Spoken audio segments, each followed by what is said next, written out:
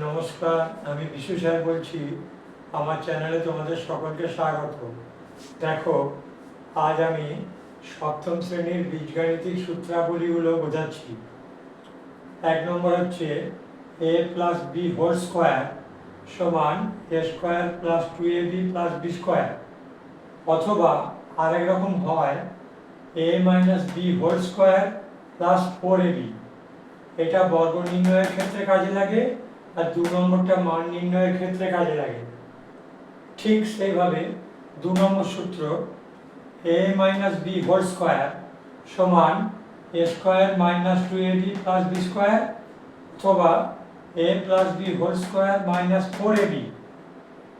3 number সূত্র a plus B plus C whole square সমান a square plus B square plus C square plus 2ab plus 2bc plus 2ca।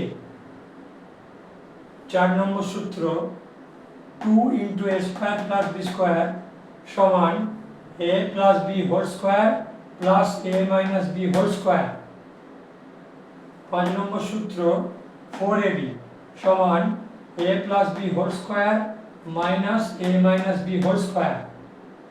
এই দুটো সূত্রের মধ্যে তফাৎ দেখো, 2 into a square plus B স্কোয়ারে মাঝে প্লাস থাকবে, আর 4ab সূত্রে মাঝে মাইনাস থাকবে। 6 নম্বর সূত্র ab সমান a plus B by 2 whole square minus a minus B by 2 এর হোল স্কোয়ার। 7 নম্বর সূত্র দেখো, a square plus B square সমান a plus B whole square minus 2ab, অথবা a minus B whole square plus 2ab। 8 number সূত্র দেখো, a square minus B square সমান a plus B into a minus B.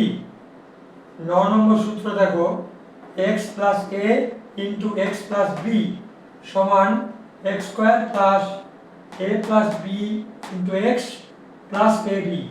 9 number সূত্রটা খুব একটা কাজে লাগে না, কোনো কোনো ক্ষেত্রে কাজে লাগে। আশা করি তোমরা সূত্রগুলো কিভাবে পড়তে হবে বুঝতে পারলে। এই সূত্রগুলো তোমাদেরকে প্রতিদিন কমপক্ষে 10 বার করে রিডিং পড়তে হবে, এবং 3 বার করে দেখে দেখে লেখা অভ্যাস করতে হবে 7 দিন। তাহলে তোমাদের এই সূত্রগুলো চিরকাল মনে থাকবে।